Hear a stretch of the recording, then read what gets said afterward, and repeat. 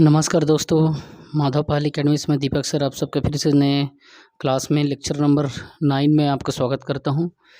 ये हमारा lecture number 9 है। लेक्चर नंबर ये 9 है हमारा। जैसा कि आप लोगों को पता है कि ऑलरेडी हम जो है क्लासेस के सीरीज़ जो है लेना चालू कर चुके हैं। अभी हम इंडियन हिस्ट्री के प्राचीन भारत के सेगमेंट को देख रहे हैं, साथ ही साथ में छत्तीसगढ़ के आर्थिक सर्वेक्षण को देख रहे हैं और दूसरे सीरीज़ में छत्तीसगढ़ के जनजाति को देख रहे हैं। आप लोगों को ऑलरेडी पता है कि माधव पहल एकेडमी से 60 स्टूडेंट सेलेक्ट हो चुके हैं और उसके बाद जो है मेरा जो टारगेट है कम से कम मिनिमम 500 लोगों को सेलेक्ट करना है। ठीक है, तो इसमें ड्यूटी के बाद से जो भी मुझे समय मिलता है वो सारे समय को मैं कुछ समय फैमिली देता हूँ और मोस्ट ऑफ जो टाइम है उसको मैं आप लोगों को देता हूँ। तो बस इतना जब मेहनत करते हैं, पहले क्या कंटेंट पढ़ना पड़ता है, उसके बाद मैं पढ़ा पाता हूँ। तो इतना मेहनत करते हैं तो चैनल को सब्सक्राइब ज़रूर करें, लाइक करें और हमारा मनोबल बढ़ाएं शेयर करके। ठीक है। दूसरी बात, जो सेगमेंट मैं आपको बता रहा हूँ वो 6 से 7 किताबों को मिला करके इंटीग्रेट करके लिखा गया सेगमेंट है। और पहले जो भी क्वेश्चन जैसे रेलवे में, पीएससी के प्री में, व्यापम में, हॉस्टल वार्डन में, पटवारी में, विभिन्न प्रकार के जो एग्ज़ाम हुए हैं वो सब में कहीं न कहीं जो पूछा गया है वो सब सेगमेंट को भी मैं शामिल कर दिया हूँ। तो प्राचीन भारत के सेगमेंट में हम पुरातत्व संबंधी जो साक्ष्य है या पुरातात्विक साक्ष्य है उसके बारे में हम अध्ययन यहाँ पे करेंगे और इस क्लास में पुरातात्विक साक्ष्य को ख़त्म करेंगे। ठीक है। उसके बाद में जो अगला चरण हमारा होगा उसमें हम धीरे से आगे बढ़ेंगे। फिर हमारा बहुत सारा सिंधु घाटी सभ्यता है, वैदिक सभ्यता है ना, ऋग्वैदिक काल है, उत्तर वैदिक काल है, उधर हम लोग धीरे धीरे बढ़ेंगे। ठीक है। तो पुरातत्व संबंधी साक्ष्य के बारे में पढ़ने के पहले आपको ये जरूर कहूँगा सारे पॉइंट्स को नोट कर लेंगे, नोट्स बना लेंगे। और दूसरी बात, आज एक बार देख लीजिए, 2 दिन बाद एक बार देख लेना, फिर 1 सप्ताह बाद देख लेना, फिर कहीं न कहीं जब आप मल्टीपल चॉइस क्वेश्चन सॉल्व करोगे तो ये सॉल्व हो जाएगा। ठीक है। तो यहाँ पे हम लोग देखते हैं पुरातत्व संबंधी साक्ष्य में, जब हम पुरातत्व की बात करते हैं ना तो भारतीय पुरातत्व शास्त्र का जो जनक है, भारत में जो आर्कियोलॉजी जो डिपार्टमेंट है या पुरातत्व जो शास्त्र है ना, उसका जो जनक है, वो उसका जो फादर है, ठीक है, उसका पितामह है, वो कौन है? Alexander Cunningham. जो मिस्टर या सर अलेक्जेंडर कनिंघम है वो जो है पुरातत्व शास्त्र के जनक कहलाते हैं। कहाँ के? तो भारतीय पुरातत्व शास्त्र के जनक कहलाते हैं। दूसरा, फिर हम देखते हैं कि प्राचीन जो हमारा इतिहास है उसकी जानकारी हमको कहाँ से मिल रही है, तो किस पुरातत्व के आधार पे हमको मिल रही है। तो आगे हम लोग थोड़ा सा और बढ़ते हैं, फोकस करते हैं पुराने हमारे प्राचीन भारत के इतिहास को। तो 1400 ईसा पूर्व में, 1400 ईसा पूर्व में बोगाचकोई जो एशिया माइनर है, बोगाचकोई, वहाँ पे क्या हुआ था, जो हमारे जो ऋग्वैदिक जो देवता हैं उसका चर्चा वहाँ पे मिलता है। जैसे मित्रदेव, वरुण देव, इंद्रदेव, नाशत्य देव, ये सब देवताओं का चर्चा कहाँ पे है? तो बोगाचगई के एशिया माइनर पे। ठीक है। वो कौन से देवता हैं? तो ऋग्वैदिक देवता है। अर्थात जो है इस जगह से भारत के इन प्राचीन कालीन देवताओं का चर्चा हमको जानकारी हो रहा है। कब? 1400 ईसा पूर्व। ठीक है। ईसा भगवान के, ईसा मसीह के जन्म के 1400 साल पहले। ठीक है, 1400 ईसा पूर्व। दूसरा, मध्य भारत में, जो हमारा मध्य भारत है, भागवत धर्म का जो विकसित जो प्रमाण है कि भाई मध्य भारत में सेंट्रल इंडिया पे होता क्या था उस समय, जो भागवत धर्म था बहुत बड़े रूप में कहना चाहिए कि विकसित था। तो इसकी जानकारी हमको कौन देता है, किसके द्वारा हम जाने? तो यवन जो राजदूत था, यवन देश का जो राजदूत था हेलियोडोरस के बेसनगर के अभिलेख से हमको ये पता चला। विदिशा, बेसनगर जो है विदिशा की गरुड़ स्तंभ है ना, गरुड़ स्तंभ लेख से हमको इसकी जानकारी मिलती है। मध्य भारत में जो भागवत धर्म है उसका विकसित जो प्रमाण है वो कहाँ से मिलता है कि भागवत धर्म जो विकसित था, तो यवन राजदूत हेलियोडोरस के बेसनगर अर्थात विदिशा के जो गरुड़ स्तंभ है, ठीक है, गरुड़ स्तंभ से हमको पता चलता है कि हाँ भागवत धर्म जो है मध्यकाल में या मध्य भारत में जो है, प्राचीन भारत में, मध्य भारत में, ये कहना चाहिए कि मध्य भारत यानी सेंट्रल इंडिया और प्राचीन समय एंशिएंट इंडिया के बारे में जानकारी ये हमको दे रही है। दूसरी बात, सर्वप्रथम जो है भारतवर्ष का चर्चा जो है प्राचीन भारत के संदर्भ में कहाँ पे हुआ, तो हाथी गुम्फा अभिलेख में हुआ है। ठीक है। सर्वप्रथम भारतवर्ष का जो चर्चा है वो हाथी गुम्फा अभिलेख में हुआ है। अब एक बात याद रखना, जब बात कभी भी हाथी गुम्फा अभिलेख की आती है तो ये अभिलेख को तिथि रहित अभिलेख कहा जाता है। अगर पेपर में आ जाए कि वो कौन सा अभिलेख है जो तिथि रहित है, जिसमें तिथि ही नहीं है, जिसमें डेट ही नहीं है, तो वो कौन सा होगा? हाथी गुम्फा अभिलेख, जो कि तिथि रहित है। और इस समय जो राजा थे खारवेल साहब थे। खारवेल जो है शासक थे। ठीक है, मैं आगे और बताऊंगा, कलिंग नरेश खारवेल के बारे में अपन पढ़ेंगे। तो खारवेल जो है शासक थे और उसी समय हाथी गुम्फा अभिलेख में सबसे पहली बार भारतवर्ष शब्द का चर्चा हुआ था। कौन से शब्द का? तो भारतवर्ष शब्द का जिक्र हुआ था हाथी गुम्फा अभिलेख में सर्वप्रथम। दूसरा, सर्वप्रथम भारत पर होने वाले जो हुड़ आक्रमण थे, जो हुड़ों का आक्रमण था, पहली बार जब भारत में हुड़ों का आक्रमण हुआ था, उसकी जानकारी भीतरी स्तंभ लेख से हमको पता चलती है। और कौन थे शासक उस समय? स्कंदगुप्त जो है, गुप्त वंश का स्कंदगुप्त जो है भीतरी स्तंभ लेख के समय शासक थे। और उन्हीं के नाम का चर्चा उसमें है कि स्तंभगुप्त जो है उसके शासनकाल में स्तंभ लेख लिखा गया था और उसमें हुड़ों के आक्रमण का चर्चा है। तो कब हुआ था? सर्वप्रथम भारत पर होने वाले हुड़ों का जो आक्रमण है वो भीतरी स्तंभ लेख से उसका चर्चा होता है। जबकि शासक कौन थे उस समय जब भीतरी स्तंभ लेख लिखा गया था? स्कंदगुप्त थे, उसका नाम आता है उसमें। दूसरा, अब और हम प्राचीन भारत के इतिहास पे और हम लोग चर्चा जब डालते हैं, नज़र डालते हैं, तो ये क्वेश्चन बहुत ज़्यादा पूछा जाता है सती प्रथा का। बहुत ज्वलन मुद्दा था ये, है ना, आज भी है कहीं ना कहीं। और अंग्रेज़ों के ज़माने में तो और बड़ा मुद्दा था, क्योंकि वो सती प्रथा को बंद करने के पक्षधर थे। सती प्रथा को बंद करने के पक्षधर थे। ठीक है, तो जैसे राजा राम मोहन राय, उसके बारे में बताऊंगा, उनकी भाभी को सती कर दिया था, तो उन्होंने सती प्रथा को बंद करने के लिए बहुत अभियान किया। ठीक है, ब्रह्म समाज वगैरह के योगदान को अपन पढ़ेंगे आगे। तो सती प्रथा जो है उसके प्रथम लिखित साक्ष्य कौन सा? तो प्रथम लिखित साक्ष्य सती प्रथा के बारे में, प्रथम लिखित मतलब रिटर्न में सती प्रथा के बारे में साक्ष्य अगर मिलता है तो कहाँ से?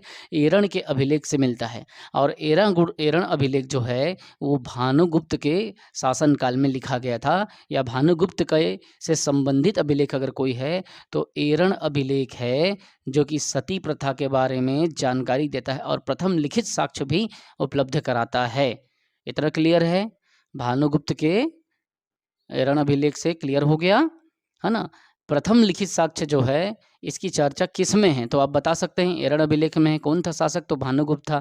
या भानुगुप्त के समय पे जो लिखा गया एरण अभिलेख था उसमें किसके बारे में जानकारी मिलती है? तो भारत के इतिहास में प्रचलित इस प्रथा का, जिसे सती प्रथा कहा जाता है, उसका चर्चा था। सती प्रथा में होता क्या है? क्या होता है नरेश, मनोज तुम बताओ, कमेंट करो, कमेंट। अगर तुमको लग रहा है कि तुमको बोलने में दिक्कत है, कमेंट कर दिया करो, लाइव रहते हो तो, है ना। सती प्रथा में होता क्या था? मान लो भारत में यह प्रथा थी कि किसी के पति का देहांत हो गया स्वर्गवास हो गया, तो उसकी पत्नी को उसके चिता में बैठा करके जिंदा जला दिया जाता था। और उसमें उसको कुछ कहना चाहिए, जो मादक जो वस्तुएं होता था, जैसे कि धतूरा, भांग, ये सब पिलाया जाता था। और पिलाने के बाद में जो कहना चाहिए कि पिलाने के बाद में उसको तंत्र मंत्र वगैरह पढ़ के जो उसके अनुष्ठानिक कार्य होते थे उसको किया जाता था। और वहाँ पे बड़ा बड़ा ढोल वगैरह बजाया जाता था, ताकि उसकी कराहना को, उस नारी के व्यथा को कोई सुन ना सके। और सती प्रथा जो है वहाँ पे संपूर्ण कराया जाता था। पूरे ग्राम के लोग उसमें शामिल होते थे, धतूरा का पान कराया जाता था। और उनको होली में जो मादक वस्तु हम लोग जो धारण करते हैं, मैं नहीं करता हूँ, ठीक है, मैं आपके बारे में भी नहीं कह रहा हूँ, जो लोग होली के दिन भांग का धारण करते हैं, तो धतूरा और भांग का एक पेय बना करके सती को पिलाया जाता था। और पिलाने के पश्चात क्या किया जाता था? नशा में आने के पश्चात, ताकि वो अपने शरीर को इधर उधर उथल पुथल ना करे, नशा में डालने के बाद उसको सती प्रथा कराया जाता था। ढोल बजते थे और आग का वहाँ पे कहना चाहिए कि धुआं दिया जाता था, ताकि उसकी कराहना को सुने तो जरूर लेकिन देख ना सकें। पूरा धुआं वहाँ पे जलाया जाता था। और सती प्रथा का प्रथम लिखित साक्ष्य कहीं पे है तो एरण अभिलेख में है। किसके? तो भानुगुप्त के। ठीक, फिर सातवाहनों का जब इतिहास हम लोग देखते हैं तो उनके बारे में क्या विशेष हमको पता चलता है? एक बात याद रखना, सातवाहनों के द्वारा ही लिखित अभिलेख। किसके द्वारा? सातवाहनों के द्वारा लिखित अभिलेख से, किसी और के नहीं, सातवाहनों के द्वारा स्वयं लिखे गए अभिलेख से उनके इतिहास को लिखा गया है। ठीक है, सातवाहनों का इतिहास उसके पूरे अभिलेख पर आधारित है। मतलब उनके अभिलेख में जो जो बातें लिखी गई है सातवाहनों के काल में, उसी से ही उनका इतिहास समझ आता है। अर्थात सातवाहनों का ऐसा कौन सा वंश है जिसका इतिहास उसके पूरे अभिलेख पर आधारित है। अगर ऐसा प्रश्न आया, आप उत्तर ले सकते हो। जानवी, मोना, निशा सब आंसर ले सकते हो। पायल, दीक्षा सब ले सकते हो ना। तो सातवाहनों का इतिहास जो है उसके पूरे अभिलेखों पर आधारित है। ऐसा कौन सा वंश है जिसका इतिहास उसके पूरे अभिलेख पर आधारित है? तो आपको क्या लेना है? सातवाहन लेना है। दूसरा, और जैसे हम लोग देखते हैं कुछ व्यापारियों का भी नाम आता है मंदसौर के अभिलेख से। मैं बताऊंगा मंदसौर का अभिलेख किसने लिखा था। रेशम जो बुनकर जो श्रेणियां हैं, याद रखिएगा उस समय जो व्यापारी होते थे, जो बिजनेस करने वाले व्यापारी होते थे, उनको एक श्रेणी में रखा जाता था, उसको श्रेणियां कहते थे। मतलब व्यापारियों का जो नाम था उसको, उस वर्ग को श्रेणी कहा जाता था। श्रेणियों या बहुत सारे व्यापारियों के समूह को श्रेणियां कहा जाता। ठीक है, जो व्यापारी है, व्यापारी समूह के अंतर्गत आकर के कार्य करता है, वो श्रेणी कहलाता था या श्रेणियां कहलाता था। पूरे समूह को लें तो श्रेणियां, और केवल एक व्यापारी को लें तो श्रेणी। ठीक है, तो रेशम बुनकर श्रेणियों का ज्ञान हमको कहाँ से मिलता है? मंदसौर के अभिलेख में मिलता है। मंदसौर का अभिलेख जो है वो किससे संबंधित है? तो ये मालवा का नरेश यशोवर्मन से संबंधित है। किससे? मंदसौर का अभिलेख किससे संबंधित है? नागेश, योगेंद्र, मंदसौर का अभिलेख किससे संबंधित है? बिल्कुल बिल्कुल कमेंट करो, फटाफट कमेंट करो। एकदम कमेंट करने से टाइपिंग होगा, और टाइपिंग होगा तो याद आएगा। मंदसौर का अभिलेख जो है किससे संबंधित है? तो मालवा नरेश यशोवर्मन से संबंधित है, और उसमें बुनकर व्यापारी के बारे में ज्ञान हमको मिलता है। रेशम बुनकर, ठीक है, उसको श्रेणी हम लोग कहते हैं। किसी भी व्यापारी को उस समय श्रेणी कहा जाता है। जैसे दिल्ली में मैं आपको कल के क्लास में बताया था, काजी साहब जो होते थे न्यायाधीश होते थे। दिल्ली में बताया था ना, काजी साहब जो होते थे वो न्यायाधीश होते थे। मैं बताया था कि किसने कहना चाहिए कि उसको दिल्ली में न्यायाधीश बना दिया था, वो सब आपको बताऊंगा। मैं आपको बता चुका हूँ मोहम्मद बिन तुगलक के समय पे, मतलब आपको मैं बताया था कि उस समय जो कहना चाहिए कि इब्न बतूता था। इब्न बतूता जो है 1333 में जब दिल्ली पहुंचता है, उसके ज्ञान से प्रभावित होता है मोहम्मद बिन तुगलक, और 1333 में ही दिल्ली का उसे काजी नियुक्त करता है। तो काजी को क्या बोला जाता था? न्यायाधीश बोला जाता था। वैसे ही जो व्यापारी हैं उसको श्रेणी को उस समय तात्कालीन समाज में क्या कहा जाता था? व्यापारी कहा जाता था। ठीक, क्लियर। अब कश्मीरी जो नवपाषाणकालीन जो स्थल है जिसको बुर्ज होम बोलते हैं, कहाँ पे? कश्मीर में जो नवपाषाणकालीन स्थल है, कहाँ पे? कश्मीर में नवपाषाणकालीन स्थल, उसको बुर्ज होम, वहाँ से गारतावास हमको मिला हुआ है। आप बोलेंगे भैया गारतावास क्या होता है? गारतावास मतलब गड्ढा वाला घर, मतलब अंदर नीचे की तरफ जमीन के अंदर में गड्ढों पे घर बना रहता है। तो कश्मीर के नवपाषाणकालीन स्थल में बुर्ज होम से गारतावास या गड्ढा घर प्राप्त होता है। और सबसे विशेष बात ये है कि इस गारतावास में नीचे जाने के लिए वहाँ पे लैडर अर्थात सीढ़ियों का प्रयोग होता था नीचे जाने के लिए। तो ये कहाँ से जानकारी मिलता है? वह जगह का नाम बताएं जहाँ पे गारतावास है या फिर जमीन के अंदर में घर है और वहाँ जाने के लिए सीढ़ियों का प्रयोग होता है। तो आप क्या लोगे? बुर्ज होम से लोगे ना। कश्मीर में है, नवपाषाणकालीन स्थल है, वो कश्मीर में है नवपाषाणकालीन स्थल बुर्ज होम से गारदावास या गड्ढे का घर नीचे, उसमें जाने के लिए किसका प्रयोग होता था? तो सीढ़ियों का। वो कहाँ है? तो बुर्ज होम में है। कहाँ है? तो बुर्ज होम पे। दूसरा जो अब हम लोग थोड़ा सा और आगे बढ़ते जाते हैं तो अब धीरे धीरे लोग विकसित होने लगे, सिक्कों उक्कों का प्रयोग वगैरह चालू होने लगा, फिर धीरे से मंदिर उंदिर बनेगा, है ना। तो अपन क्या करेंगे? पहले सिक्कों पे देखते हैं। सिक्के बनेंगे, बाद में मंदिर बनेंगे, सिक्कों का चढ़ावा होगा, धीरे धीरे रुपए का, फिर सोना का, फिर दान दक्षिणा सब चालू होगा। अपन पूरा धीरे धीरे एक एक करके डील करेंगे, ठीक है।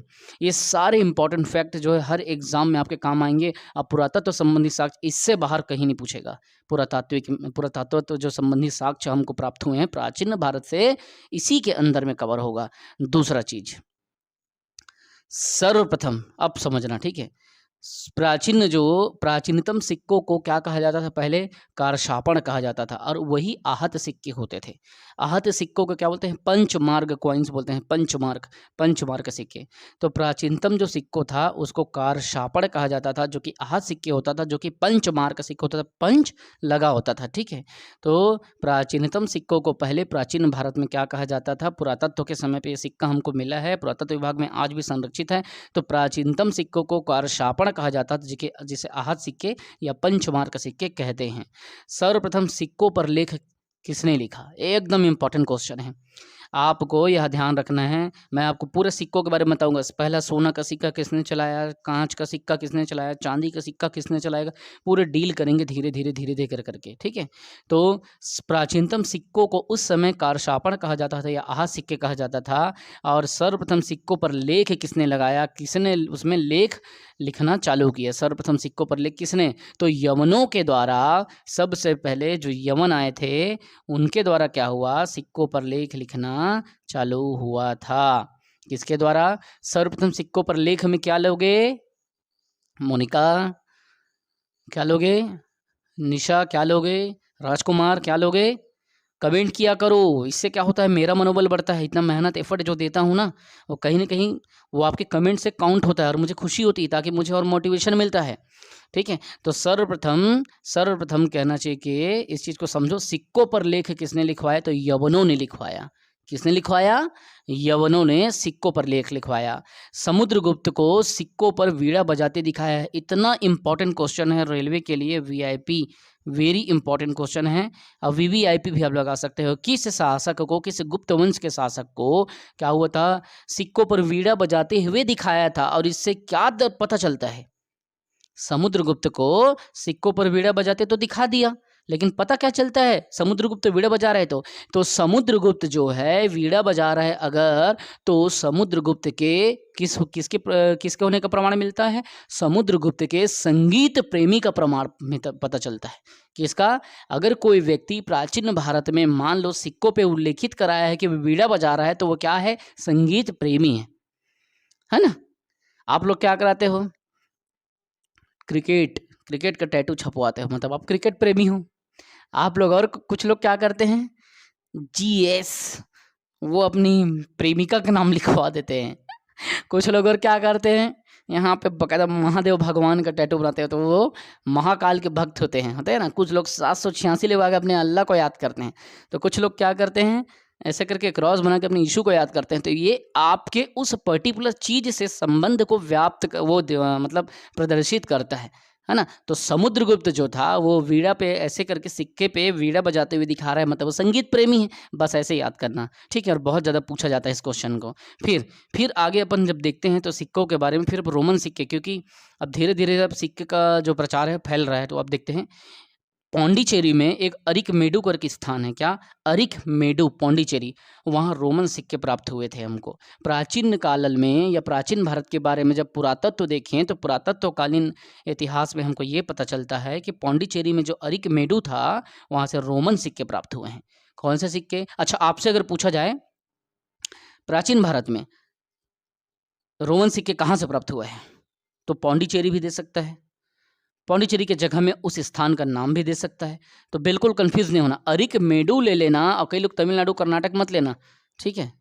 नाम से ऐसा पता चल रहा है, ऐसा मत सोचना साउथ वाला। पहले पौंडीचेरी ही दिमाग में दौड़ाना, पौंडीचेरी, अरिकमेडु, पौंडीचेरी, अरिकमेडु, ऐसे ड और ड ऐसा याद रखना है ना, अरिकमेडु ड और पौंडीचेरी ड, ऐसा करके, ठीक है। तमिल कर्नाटक में मत भूसना, है ना। तो रोमन सिक्के कहाँ से प्राप्त हुआ है? तो अरिकमेडु, पौंडीचेरी से प्राप्त हुआ है। दूसरा, अभिलेखों के अध्ययन को, जब हम अभिलेख को अपन देखते हैं, अभिलेख से पढ़ते हैं, तो पुराने समय के घटित इतिहास का जानकारी होता है। तो उसके अभिलेखों के अध्ययन को क्या कहा जाता है? तो एपिग्राफी कहा जाता है। क्या कहा जाता है? अभिलेखों का अध्ययन जो है, पुराने समय पे जो भी अभिलेख वगैरह थे उसके अध्ययन को सरकार ने क्या कहा? एपिग्राफी कहा। दूसरा, अब यहाँ पे ना मंदिर के बारे में अपन देखेंगे, थोड़ा सा ओवरव्यू बता रहा हूँ आपको पुरातत्व संबंधी शास्त्र का। मंदिर के बारे में आप बताऊँगा, मंदिर निर्माण की शैली के बारे में बता रहा हूँ। तो ये मंदिर निर्माण की, कहना चाहिए यहाँ पे मंदिर निर्माण की शैली है, मंदिर निर्माण कर की शैली है ये, है ना, जगह नहीं है। तो 3 प्रकार की शैली हम जानते हैं। एक होता है नागर, एक होता है द्रविड़ और एक होता है बेसर। तो उत्तर भारत में, भारत के उत्तरी क्षेत्र में या उत्तरी हिस्से में जो शैली मंदिर बनाने के लिए प्रयोग होती है वो होता है नागर शैली। ठीक, नागर उत्तर में। ठीक, और दक्षिण में, साउथ में द्रविड़। आपको पता है द्रविडियन मतलब साउथ। ठीक, तो द्रविड़ शैली होता है नीचे दक्षिण में, दक्षिण भारत में। उत्तर भारत में नागर, दक्षिण भारत में द्रविड़ी। ठीक है, और इन दोनों के अलावा जो दक्षिणापथ है मतलब मध्य भारत, याद होगा ना समुद्रगुप्त के दक्षिणापथ का अभियान आप लोग पढ़े हो, है ना। महेंद्र सेन वगैरह जब आप पढ़ोगे तो याद आएगा। छत्तीसगढ़ के इतिहास में जब जाऊंगा याद करो, महेंद्र सेन, व्याघ्रराज, ये सब अपन पढ़े हैं। दक्षिणापथ याद आया? नहीं याद आ रहा है? कोशिश करो छत्तीसगढ़ को बीच बीच में पढ़ते रहो। और मैं तो पढ़ाऊंगा, अभी मैं उधर गया ही कहाँ हूँ, छत्तीसगढ़ में अभी मैं गया कहाँ हूँ। जब जाऊंगा तो बताऊंगा। तो दक्षिणापथ जो है मैं आपको बताऊंगा, समुद्रगुप्त का जो अभियान था दक्षिणापथ, उसको भी मैं बताऊंगा। उसने किस नीति के तहत दक्षिणापथ को जीता था वो भी बताऊंगा। ग्रहण मोक्ष अनुग्रह की नीति, ठीक है, उस नीति के बारे में भी मैं चर्चा करूंगा। ग्रहण मोक्ष अनुग्रह की नीति, किसकी? ग्रहण मोक्ष अनुग्रह की नीति, तो आपको बताऊंगा। ठीक है, उसमें 12 राज्यों को कैसे जीतता है उसके बारे में पूरा चर्चा मैं आपको बताऊंगा।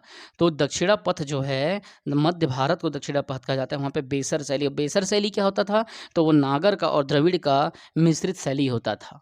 ठीक है, मान लीजिए ए है नागर प्लस बी है द्रविड़, उत्तर भारत और दक्षिण भारत, और दोनों शैली को अपन मिला दे तो सेंट्रल इंडिया में जो शैली प्रयोग हो रहे हैं वही क्या होगा आपका, जो है बेसर शैली होगा। ठीक है, मतलब नागर शैली उत्तर में, द्रविड़ शैली दक्षिण भारत में, और उन दोनों का मिला जुला स्वरूप कहाँ पे रहेगा?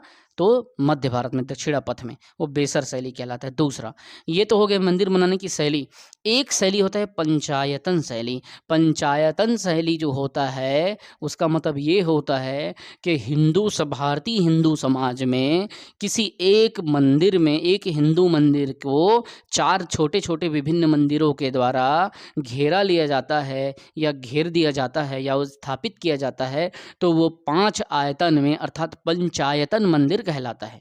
भारतीय हिंदू समाज में एक हिंदू मंदिर को 4 विभिन्न मंदिरों के द्वारा घेर दिया जाना, ऐसा जैसे एक ये हिंदू मंदिर है उसको 4 विभिन्न मंदिर से इसको घेरा गया है, यही जो शैली है ये पंचायतन शैली कहलाती है। और नागर, बेसर, द्रविड़ एक बड़ा क्लास है कला और संस्कृति का, जो कि बहुत ज़्यादा पीएससी प्री में, व्यापम में, रेलवे में, बैंक में, एसएससी में पूछा जाता है। तो नागर, बेसर और द्रविड़ को मैं अलग से डिफाइन करूँगा आपके लिए। ठीक है, अब अपन देखेंगे थोड़ा सा पंचायतन शैली के उदाहरण कि भारत में पंचायतन जो शैली है कहाँ कहाँ पे देखने को मिला या कहाँ कहाँ पे है। तो पंचायतन शैली के उदाहरण में आपको कुछ प्रमुख मैं आपको बता रहा हूँ। कंदरिया महादेव, खजुराहो में कंदरिया महादेव का जो मंदिर है खजुराहो में, तो खजुराहो में जो कहना चाहिए कि मंदिर है वो पंचायतन शैली से बना है। बीच में भगवान रुद्र का मंदिर है, अगल बगल में 4 छोटे छोटे हिंदू धर्म के मंदिर है। ठीक है, वही पंचायतन शैली का उदाहरण है। एक तो है हो गया आपका कंदरिया, और दूसरा लिंगराज उड़ीसा भुवनेश्वर में। ठीक है, लिंगराज जो मंदिर है वो पंचायतन शैली से बनी है। वो भी एक प्रमुख मंदिरों के अलावा 4 विभिन्न मंदिरों से घिरी हुई है। तीसरा है दशावतार का मंदिर। दशावतार का मंदिर जो है उत्तर प्रदेश के देवगढ़ में है, और ये जो मंदिर है ये भी पंचायतन शैली का उदाहरण है। फिर उसके बाद चौथा जो है लक्ष्मण मंदिर है, और लक्ष्मण मंदिर जो आपके सिरपुर का मत जोड़ना, लक्ष्मण मंदिर जो है खजुराहो का लक्ष्मण मंदिर, जो कि पंचायतन शैली का उदाहरण है। तो 4 प्रमुख मंदिर बहुत ज़्यादा पूछा जाता है रेलवे में, पीएससी में और ये व्यापम में। ठीक, कंदरिया महादेव कौन से शैली से बना है? नागर, बेसर, द्रविड़ दे दिया, फिर पंचायतन शैली दे दिया। कंदरिया ले लेना, सीधा खजुराहो पंचायतन शैली। लिंगराज सीधा आपका भुवनेश्वर पंचायतन शैली। दशावतार का मंदिर उत्तर प्रदेश या देवगढ़। फिर लक्ष्मण मंदिर खजुराहो। ठीक, अब अपन धीरे धीरे अपन देखेंगे, और अपन छत्तीसगढ़ के भी अपन कुछ मंदिरों को देखेंगे कौन कौन सा शैली में क्या क्या बनी हुई है। ठीक है, वैसे बस याद रखना उत्तर भारत के शैली को नागर शैली, दक्षिण भारत के मंदिर निर्माण की शैली को द्रविड़ शैली, और दोनों के मिश्रण से जो बना बीच में भारत में वो बेसर शैली कहलाता है। अब कुछ इंपॉर्टेंट अभिलेख जो है इस सेगमेंट का, प्राचीन पुरातत्व जो संबंधी साक्ष्य है उस सेगमेंट का कुछ अभिलेख मैं यहाँ पे आपको बताना चाहता हूँ। उस अभिलेख को थोड़ा सा देखिए, क्योंकि 7 से 8 ऐसे अभिलेख हैं जो कम से कम 15 सालों में मैं देखा हूँ 8 बार, 10 बार, 12 बार पूछे गए हैं। ठीक है, तो याद रखिएगा अभिलेख को कैसे पढ़ना है आपको। 2 बार 3 बार बोलना है। जैसे हाथी गुफा अभिलेख मैं आपको बताया, उसमें तिथि नहीं है। खारवेल के बाद उस समय शासक था जब हाथी गुफा अभिलेख के बारे में हमको पता चला, और मैं आपको बताया था सबसे पहले भारतवर्ष शब्द का प्रयोग जो है हाथी गुफा शब्द में ही हाथी गुफा में चले जाता है और भारत भारत चिल्लाता है, ऐसे याद रख लेना। तो हाथी गुफा अभिलेख जो है खारवेल के समय पे था, और तिथि नहीं है, तिथि रहित वो अभिलेख है, और सर्वप्रथम इसमें हाथी गुफा अभिलेख में भारतवर्ष का चर्चा है। दूसरा, जूनागढ़ का जो गिरनार अभिलेख है रुद्रदमन, ये बहुत ज़्यादा पूछा जाता है कि किस अभिलेख में कौन से अभिलेख का संबंध रुद्रदमन से है। तो जूनागढ़ का जो गिरनार अभिलेख है उसका संबंध रुद्रदमन से है। ठीक, फिर तीसरा, नासिक का जो अभिलेख है जो कि किससे संबंधित है, तो गौतमी पुत्र या गौतमी बलश्री से संबंधित है नासिक का अभिलेख। चौथा, प्रयाग जो है, प्रयाग प्रशस्ति समुद्रगुप्त का सुने हो ना, तो प्रयाग जो अभिलेख है या प्रयाग प्रशस्ति जो है किससे संबंधित है, तो समुद्रगुप्त जो शासक से संबंधित है। और ऐहोल जो है पुलकेशिन द्वितीय से संबंधित है। ऐहोल अभिलेख किससे संबंधित है, तो ऐहोल अभिलेख पुलकेशिन द्वितीय से संबंधित है। फिर मंदसौर का अभिलेख किससे संबंधित है, तो मालवा नरेश यशोवर्मन से संबंधित है। कौन सा, तो मंदसौर का अभिलेख। ठीक है, इतना आपसे बन जाएगा। और उसके बाद में थोड़ा सा और आपको बताऊंगा कि ग्वालियर का अभिलेख किससे है, तो प्रतिहार राजा भोज से। बोलते हैं ना, कहाँ राजा भोज हैं, गोवा घूम रहा है राजा, है ना, ग्वालियर गोवा, राजा भोज, पैसा है भैया राजा के पास तभी तो घूम रहा है। तो ग्वालियर जो है, ग्वालियर अभिलेख किसके समय के था, तो प्रतिहार राजा भोज ने उसको कहना चाहिए कि उत्कीर्ण करवाया था। और भीतरी लेख प्लस जूनागढ़ का अभिलेख स्कंदगुप्त से संबंधित है। मैं आपको बताऊंगा कि भैया इस भीतरी स्तंभ लेख से हमको क्या पता चलता है, तो पहली बार हूणों का आक्रमण पता चलता है। ठीक है, तो ये सारे अभिलेख बहुत इंपॉर्टेंट है। हाथी गुफा में तिथि नहीं है जो कि खारवेल के समय का है। जूनागढ़ में गिरनार का जो है वो रुद्रदमन का है। नासिक अभिलेख गौतमी बलश्री से, और प्रयाग जो है समुद्रगुप्त से है। ऐहोल जो पुलकेशिन द्वितीय से है। मंदसौर जो है मालवा नरेश यशोवर्मन से है। और ग्वालियर जो है राजा भोज या प्रतिहार राजा भोज से संबंधित है। जबकि भीतरी स्तंभ लेख या जूनागढ़ का लेख जो है स्कंदगुप्त राजा से संबंधित है। आपको यह अभिलेख पूछेगा, फटक से बता देना। हाथी गुफा, हाँ भाई खारवेल है। जूनागढ़ का लेख रुद्रदमन है। नासिक जो गौतमी बलश्री, प्रयाग समुद्रगुप्त। बस आपको 4 बार 5 बार आपको रिपीट करना है, बोलना है, लिखना है और नोट्स बनाना है। दूसरा, ये तो मैंने पंचायतन के उदाहरण बता दिए, कंद्रिया, लिंगराज, दशावतार, लक्ष्मण मंदिर।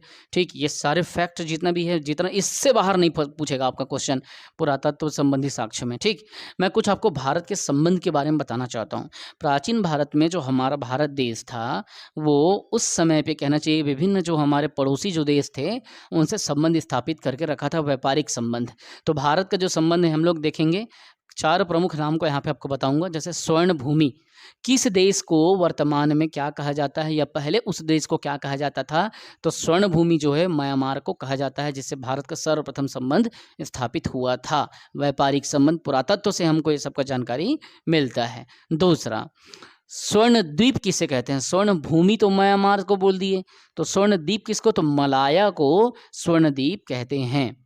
कंबोज किसको कहते हैं, तो कंबोडिया को कहते हैं। कंबोडिया की विशेषता तो आपको पता है, सबसे बड़ा हिंदू मंदिर, सबसे ऊंचा हिंदू मंदिर जो है आपको कंबोज के कंबोडिया में है। ठीक है, तो पूरा प्राचीन नाम कंबोज है, वर्तमान का नाम कंबोडिया है। और यव द्वीप किसे कहते हैं, तो जावा को यव द्वीप कहते हैं। तो भारत में हमारे जो संबंध जो है इन देशों से हमारे रहे हैं। स्वर्ण भूमि म्यांमार को लेना, स्वर्ण द्वीप लेना मलाया को लेना। ठीक है, कंबोज मतलब क से का कंबोडिया, यव द्वीप में जाया। ठीक है, तो पुरातत्व संबंधी साक्ष्य आज यहाँ पे पूरा खत्म। अपन क्या करेंगे, कल प्राचीन भारत के वैदिक साहित्य की तरफ, सिंधु घाटी सभ्यता तरफ हम लोग बढ़ने का प्रयास करेंगे।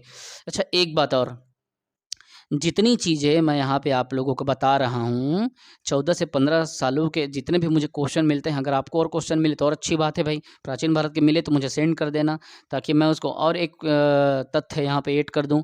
अच्छा, ये सारी चीज़ें मेरे एक्सपीरियंस में जितनी भी मैं चीज़ें सीखा हूँ उस पर आधारित है। मैं ये चाहता हूँ कि जिस तरीके से आप लोग स्टेटस में, जो मेरे बच्चे, मेरे स्टूडेंट, मेरे फ्रेंड, मेरे कलीग्स स्टेटस में जो आप इस सारी चीज़ों को रखते हैं, इससे क्या हो रहा है, कुछ वर्गों का बहुत ज़्यादा लाभ हो रहा है, जैसे जसपुर के क्षेत्र के बच्चों का, सरगुजा के क्षेत्र के बच्चों का, बस्तर के क्षेत्र के बच्चों का, जो ज़्यादा मतलब कहना चाहिए क्लासेस ले नहीं पाते हैं ना, पैड कोर्स वगैरह ले नहीं पाते, तो बिल्कुल आपसे यही गुजारिश है यार कि उनके beneficial, educationally beneficial point of view से अगर देखें, शैक्षणिक उनको जो लाभ हो रहा है, तो इसको आप स्टेटस में डेली रखें। और इस चीज़ से मुझे काफ़ी खुशी होता है कि उधर के बच्चे हमको फ़ोन करके बोलते हैं कि सर आपका प्रयास हमको बहुत पसंद आ रहा है, और उसका पूरा क्रेडिट जाता है आपको, क्योंकि जब आप वहाँ पे रखते नहीं तो लोग देखते नहीं, और आप वहाँ पे रख रहे हो तो लोग देख रहे हैं। ठीक है? तो उनसे वो बताते हैं कि हमको घर में पढ़ रहे हैं, पूरा सीरीज़ आप पढ़ा रहे हैं। उनको मैं बताया हूँ, मैं हड़बड़ी मत करना भाई। अभी इंडियन हिस्ट्री का पूरा सीरीज़ जब तक खत्म नहीं होगा, दूसरा मैं चालू नहीं करूँगा। जब तक छत्तीसगढ़ का जनजाति खत्म नहीं होगा, छत्तीसगढ़ में दूसरा नहीं पकड़ूँगा। जब तक इकोनॉमिक सर्वे खत्म नहीं होगा, मैं को दूसरा करंट अफेयर वगैरह नहीं पकड़ूँगा। तो जो मैं सीक्वेंस वाइज़ जो सीरीज़ पे सीरीज़ पढ़ा रहा हूँ, उसको पढ़िए, नोट्स बनाइए, रिविज़न कीजिए, और मुझे पूरा अपने टीचिंग पे भरोसा है, क्योंकि आप लोग मेरा मोटिवेशन बढ़ाते हैं। आप मेरा वीडियो देख लीजिए, अगर कहीं पे याद करने में दिक्कत आ रहा है तो आप विकल्प देख के खुद बना जाओगे, जैसे सीढ़ियों का प्रयोग, बुर्ज होम से गर्तावास, ये सब चीज़ें, है ना? नागर बेसा द्रविड़ कहाँ-कहाँ प्रयोग होता है, समुद्रगुप्त तो सिक्के पर वीणा बजाते दिखाया है ना? रोमन सिक्के कहाँ पे हमको मिले थे, तो पौंडीचेरी के अरिकमेडु में मिले थे। प्रथम लिखित साक्ष्य जो है सती प्रथा का, तो वो कहाँ पे, भानुगुप्त के एरंड से। ये सब चीज़ें आप जो है अपना प्रयास करिए, लोगों को एजुकेट करिए। लोगों को एजुकेट कीजिए, जिससे राष्ट्र का विकास होगा। ठीक, लोगों का एजुकेशन से खुद का विकास, खुद के विकास से देश का, देश से फिर संसार का। ठीक है, तो बस मैं यही कहूँगा यार, इतना मेहनत करके मैंने वीडियो आप लोगों के लिए मैं बनाता हूँ। अच्छा से कमेंट करें, लाइक करें, सपोर्ट करें, शेयर करें, और जितना ज़्यादा हो सके आपके घर में 9वीं 10वीं 11वीं 12वीं कॉलेज के बच्चे, सबको चैनल को लाइक शेयर सब्सक्राइब करने कहें, और उनको इसको पढ़ने के लिए बोलिए, क्योंकि मैंने जितने भी 4 बार मैंने पीएससी मेंस लिखा है, विभिन्न एग्ज़ाम मैंने निकाला है, 2-2 बार मैंने ग्रुप डी भी निकाला है, और आपका असिस्टेंट ग्रेड 3 निकाला है, स्किल टेस्ट मैं नहीं दिया। ठीक, मैंने आईबीपीएस भी निकाला है, और नेट में मैं 0.4 से मैं कटा हूँ, जिसको मैं स्टेटस में अपलोड किया था, आप लोग खुद देखे हो, नेट में एकदम किनारे जाके मैं कट गया। कोई बात नहीं, समय देख करके अपन निकाल लेंगे। और विभिन्न एग्ज़ाम मैंने निकाले हैं, सब अपने एक्सपीरियंस और अपने नॉलेज से निकाला है। करेंटली मैं रेलवे पे पोस्टेड हूँ, इंडियन रेलवे पे। तो मैं चाहता हूँ ये सब जो मेरा एक्सपीरियंस है, नॉलेज है, वो आप लोगों तक पहुँचे, और आपके थ्रू आपके संबंधितों तक पहुँचे। ठीक है, बहुत बहुत धन्यवाद पहल अकेडमी में आप लोगों का, फिर से धन्यवाद करना चाहता हूँ। Thank you so much to all of you.